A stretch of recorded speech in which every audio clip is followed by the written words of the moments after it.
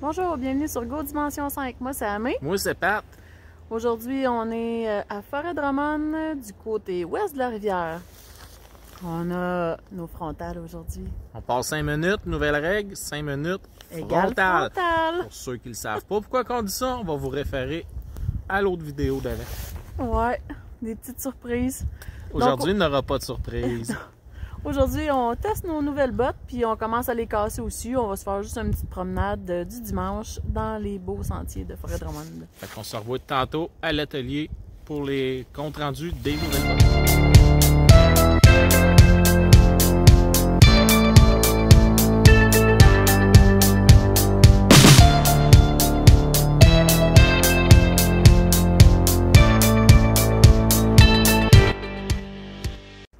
On est dans les sentiers du parc du Sanctuaire. Quand on était petit, Pat puis moi, c'était la place où on avait des sorties de classe pour la nature. C'était vraiment trippant. C'était laissé à l'abandon pas mal au cours des dernières années, mais cette année, ils investissent un gros montant à Forêt-Drummond pour rattirer du monde dans la ville. Fait qu'ils vont bâtir un nouvel chalet. Puis c'est une bonne initiative de la ville de refaire ça. Pour tous les randonneurs qui passent à Drummondville, c'est des beaux sentiers à Forêt-Drummond. Pour toute la famille, ça va être des beaux sentiers. C'est déjà des beaux sentiers, mais avec les petits chalets, là, ça va être encore parfait. Oui, puis ils ont tout rebalisé aussi de ce qu'on voyait, là, fait que c'est plus facile dans ce temps-là de les parcourir. On voit là, les sentiers sont balisés par couleur. Ils ont remis des tags blanc et bleu pour le sentier bleu, blanc et jaune là-bas. De l'autre côté, on a les oranges, le rouge. Les bornes de sécurité. S'il arrive de quoi, t'appelles 911, tu dis le poteau que t'es.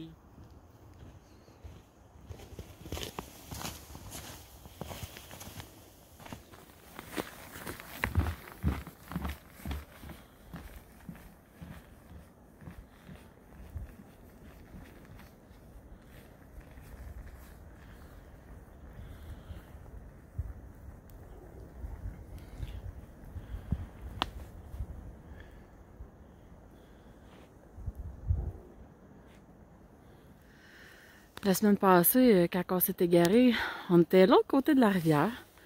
Il y a vraiment beaucoup de beaux sentiers de Drummondville.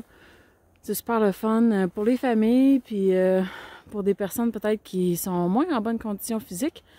C'est presque tout sur le plat à Drummond, fait que c'est plutôt facile. Si on regarde de l'autre côté, là, bon, mon téléphone, le temps qu'il zoome, on voit le stationnement à peu près où on a traversé pour rentrer dans le bois la semaine passée avant de sortir du long de la rivière. Ben, on vient de voir une auto passer d'ailleurs. C'est grand, Forêt-Drummond. Nouvelle règle. On passe 5 minutes. Frontale. Oui. On passe 5 minutes. Frontale. À retenir.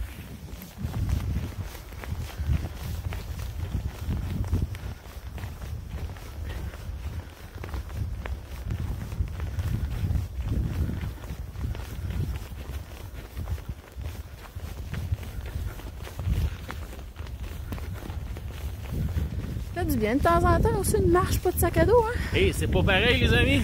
Oh boy. C'est pas pareil, je vous dis ça, moi. Ouais. Pas de bâton, pas de sac à dos. On peut en tracer des kilomètres, comme tu dirais en Suisse ou en France, hein? On peut tracer, pas de sac à dos. Ah oui, je vais manger 10 km. Il n'y a aucun problème avec ça. Mais je m'ennuie pareil quand j'ai pas mon sac à dos. C'est vrai. Mais souvent, on le porte même quand on n'a pas vraiment besoin pour s'entraîner. Ça fait partie... Ça fait partie des avantages, des inconvénients de vouloir faire du long trek. Il faut quand même s'habituer à porter notre charge puis porter le sac. Mais une petite trek de temps en temps allège. Ça permet de marcher le dos droit puis de se concentrer sur notre position de marche aussi, plus naturelle puis pas de bâton. Mais logiquement, il aurait fallu amener notre petit aspiré 10 litres. C'est ça, un 10 litres? Ouais, on a un petit 10 litres, ouais. Avoir le kit de survie puis le minimum dedans, là, c'était improvisé. Là. On n'était même pas supposé d'être ça. On était supposé aller tester nos nouvelles bottes en arrière de la maison d'un sentier. Mais là, théoriquement, le petit sac à dos avec le kit de survie, faut pas que ça fasse comme la frontale. Mettre des nouvelles règles à toutes les sorties. C'est vrai de ça, je t'ai pour dire, baby. On va être obligé d'écrire règle numéro 2. Ouais. On sait pas où on s'en va. Petit sac, petite trousse de survie. Le code du randonneur. Ouais, le note en tout cas. Tu sais, quand je disais tantôt, c'est assez facile à Drummondville, puis c'est sur le plat. Difficile d'être plus plat que ça, là. C'est une belle grande plaine. Salut tout le monde! Bonjour. On est dans l'atelier. Bon, non, on dit l'atelier. Oui, c'est notre atelier de sculpture. Bon. Maintenant, c'est aussi notre salle de sport. C'est plus que c'est quasiment un magasin en soi, là, mais en tout cas. On voulait vous parler des bottes aujourd'hui. On va y aller avec les premières qu'on a achetées. Quand j'ai rencontré Pat, il y a presque 4 ans maintenant, on était à l'automne. Puis rapidement, j'ai voulu initier Pat à la raquette. On a été chanceux cette année-là. Il y avait eu de la neige en tabarouette. Oui. Même à partir du mois de novembre. Je pense que la première fois qu'on avait fait ensemble, c'était un 15 novembre. Ouais. Fait que Pat a aimé ça. Fait qu'on a décidé de s'acheter des bottes. On a magasiné les bottes d'hiver en pensant que ça prend des bottes d'hiver pour faire de la raquette nécessairement vu que c'est un sport d'hiver. Ça allait comme de soi dans notre esprit. Fait qu'on a acheté ceux-là qui sont les Chamuit de Merrell. Un beau petit modèle, légère. Semelle Vibram. Toutes les bottes que vous voyez présentement ici sont sur semelle Vibram et en Gore-Tex. On ne débattra pas dans cette vidéo-là si c'est bon le Gore-Tex ou si c'est pas bon. Il y a plusieurs opinions à ce sujet-là. On ne veut pas embarquer là-dessus. C'est un choix personnel. Nous, on a opté pour le Gore-Tex à 100% pour toutes les bottes. Fait que cette botte-là, ben, elle a un très bon crampon en dessous. Nos crampons fit bien dessus aussi. On a l'attache pour la raquette à l'arrière. Ouais, le cran d'arrêt pour la sens. Puis, ce qu'on aime bien comme propriété aussi. Pour le poids, on a un poids dans la pointure 8 pour Émilie 566 grammes. 566 grammes. Puis pour moi, dans la pointure 11,5, j'ai 739 grammes. Fait qu'on est vraiment dans une botte légère. C'est pas le problème, mais pas la légèreté. Le problème se trouve vraiment, je vais te laisser y aller, Émilie, avec l'isolation. C'est vraiment là le problème. Ouais, il y a 400 grammes d'isolation, du tinsulate dans ces bottes-là. C'est bien trop chaud pour faire de l'activité. Ça n'a juste même pas de bon sens. Là. On sue comme des cochons dans cette botte-là. Dernièrement, on les a utilisées. Moi, j'avais du givre dans le dessus de la botte, au-dessus de mes orteils. Puis Pat. J'en avais dessus mon bas. J'avais froid aux pieds. J'ai froid aux pieds. On rentre dans le chalet, j'enlève mes bottes. Ben oui, c'est ça. J'ai de la glace sur les pieds. J'ai froid aux pieds. Fait que, on s'est rendu compte que c'était définitivement pas la botte qu'il nous fallait. En plus, sont molles comme d'againer. Ces bottes-là, il n'y a aucun support là-dedans. Des bouts, là, j'étais toutes déformées là, dernièrement avec les raquettes. Je les aimais pas pantoute. Puis si on serrait trop fort avec les raquettes, on se coupait la circulation parce que la botte n'est pas assez rigide pour supporter la sangle de la raquette. Ce qui nous a amené... On faisait pas de randonnée dans ce temps-là non plus. On s'était équipé pour faire seulement avec de la raquette. La rando, on connaissait pas ça. Mais pour les premières années qu'on les a utilisées, on les a aimées. C'est pas une botte de rando. C'est une botte que ça, mettons, tu t'en vas passer une journée au Carnaval de Québec. Pars de ça, va faire ton épicerie avec. C'est tout ce que ça vaut. Va pas faire du sport puis arrêter en statique. Ça marche pas. Ouais, des belles bottes de ville finalement. Fait que ça nous a amené, après la première saison de raquette, à une saison d'été. On s'est rendu compte qu'on aimait faire de la rando puis qu'on avait envie de faire ça ensemble, Pat puis moi. On a encore parti dans le magasinage de bottes. C'est pas évident de magasiner des bottes. Je sais pas si vous autres, vous avez eu de la facilité quand vous êtes tombés à choisir des bottes. Là. Mais nous autres, là, on se perd sur Internet. Il y a trop de modèles, il y a trop d'options, il y en a trop. Fait que faut vraiment y aller avec des professionnels. Puis c'est pas tout le temps les professionnels en boutique qui sont les meilleurs non plus pour nous conseiller. Il y en a qui ont de la belle formation, il y en a qui sont allés sur le terrain, ont essayé le produit. Wow, félicitations à ceux-là pour les conseils. Mais une personne qui a juste fait une formation à l'école, qui est forme entre guillemets pour vendre des chaussures puis qu'ils n'ont pas essayé, c'est là qu'il faut faire attention parce que ça ne marchera peut-être pas. Fait que toujours est-il qu'on est tombé sur ces belles vasques-là, modèle homme, modèle femme.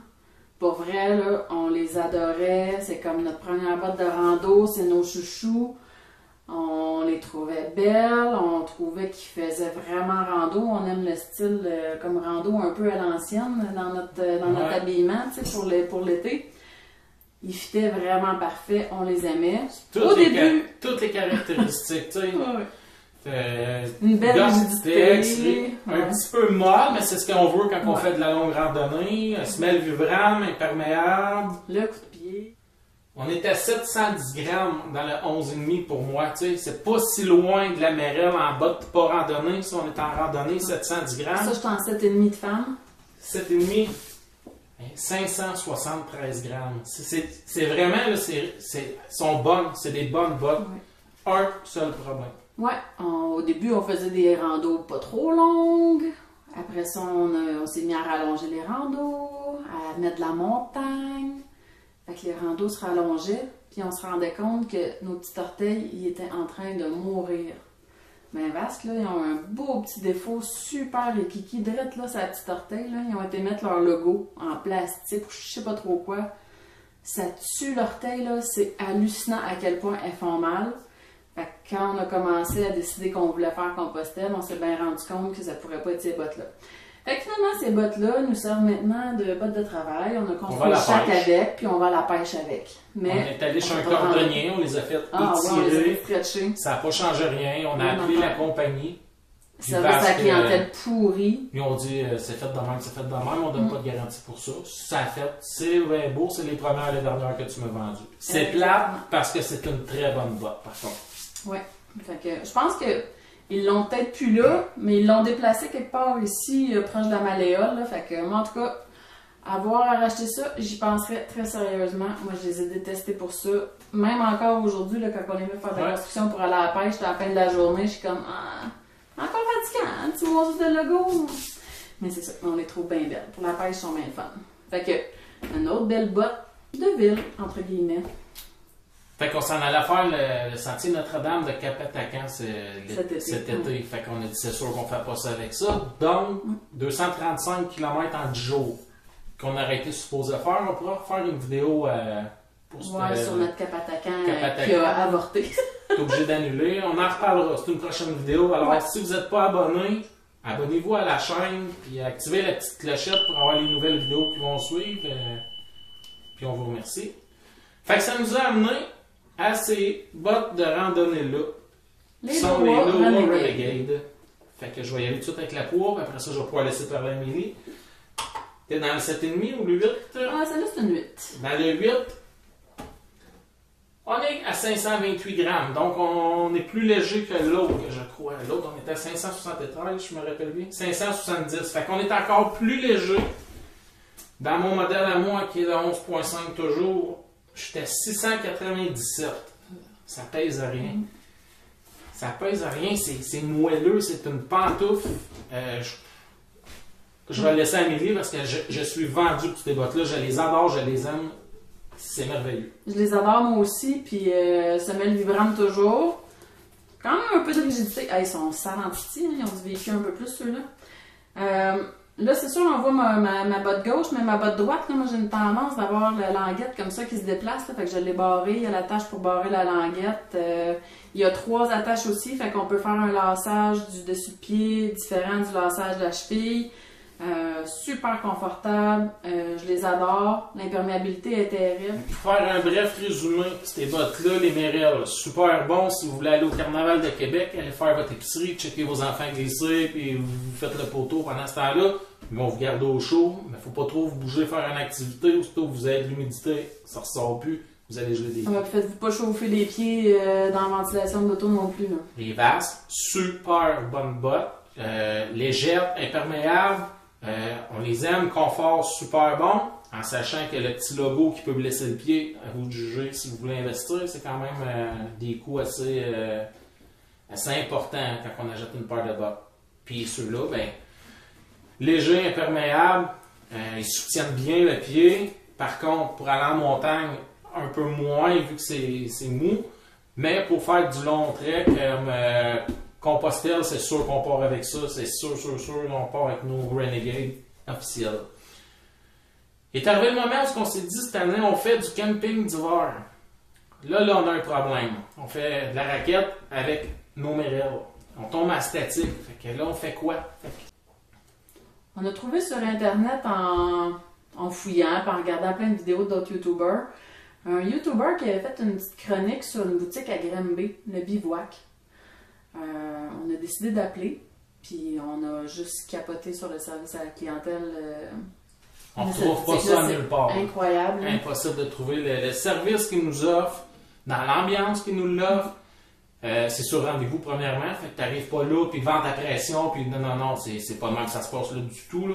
Fait que je vous conseille, si vous voulez acheter de la bonne équipement de sport, le bivouac, proche de Granby. Donc, on est parti là. Puis, c'était pour une autre raison qu'on s'est retrouvés au bivouac, mais par jase, on a parlé de notre troupe de bottes, fait que il s'est même donné des conseils sur les bottes, puis maintenant, on a des Asolo à se mettre dans les pieds. Ici, on a le modèle Asolo TPS 520. Ils font dans le TPS 535. La différence entre les deux, c'est que le TPS 520 a une membrane Gore-Tex. On est ici sur une botte qui est tout en cuir. Pour le modèle 8, on est à 767 grammes pour Amélie. Pour ceux qui aiment les poids en grammes. Et pour moi, c'est une pointure 11. On est à 935 grammes. Plus lourd, c'est certain, mais sont vraiment beaucoup plus rigides. J'arrive même pas à la plier. Peut-être pas réussir, mais pas moi. Il plie un peu, mais c'est fait pour la montagne, ceux-là. On sent le coup de pied qui est plus arrondi, donc quand on marche dans la neige, super confortable. C'est une botte 3 saisons, hein, ne vous prenez pas, c'est pas une botte d'hiver, en tout cas elle n'est pas classée hiver. Asolo en font des bottes d'hiver isolées et tout, mais celle-là n'en fait pas partie. Donc, elle respire bien. À date, on a fait un test aujourd'hui, hein, la première petite rando tantôt que vous avez vue. Il faisait 0 aujourd'hui, c'est pas une journée super froide, mais c'est pas grave. On l'avait porté dans l'auto pour aller faire une petite course. On avait besoin d'aller chercher quelque chose. Après ça, on est allé dehors. On s'est fait chauffer les pieds avec la chaufferette d'auto. Puis, elle sort bien l'humidité. Elle garde pas l'humidité quand même. Elle sort l'humidité. Avec une bonne paire de bonnes Merino, moi je suis frileux des pieds et zéro froid avec. Ouais, on avait nos midweight. Moi, Icebreaker, toi, les Darn Tough. Ouais. Midweight. En Merino, puis on était super confortable. Moi, j'ai même pas eu l'ombrage d'une sensation de fraîcheur. Non plus. De ton côté, non plus. Non plus. Ouais. Fait que, à date, le premier test est très concluant. Bon, c'est sûr qu'on n'est pas sorti très longtemps aujourd'hui parce qu'ils sont pas cassés puis on veut pas se blesser les pieds. Fait que, ceci dit, c'est qu'on va mettre ça pour aller faire de la raquette l'hiver. On va mettre ça à cette heure pour faire de la montagne des autres saisons. Mais qu'est-ce qu'on fait quand on fait notre raquette et qu'on arrive au camp? C'est là que cette petite invention-là vient d'arriver sur le marché, dans le coin de Granby. Ouais, c'est juste dans ce marché-là parce que c'est une confection faite pour le bivouac. Amélie, tu peux l'expliquer le temps que... Ben oui, certainement. En fait, c'est vraiment juste un cover en néoprène qu'on vient insérer par-dessus la botte. Là, ça c'est le modèle petit. Fait qu'il y a des sangles en dessous. On vient mettre ça sur la botte. Puis, ça nous amène une isolation le temps qu'on est en statique ou qu'on a vraiment besoin s'il y avait des températures extrêmes. Là. En fin de journée, on commence à avoir une sensation de froid aux pieds, mais on installe la petite membrane puis on continue. On ne l'a pas essayé. Ça a été essayé par la personne qui nous l'a conseillé. Elle fait quand même de la haute altitude puis elle nous a dit qu'il y avait une différence à installer ça.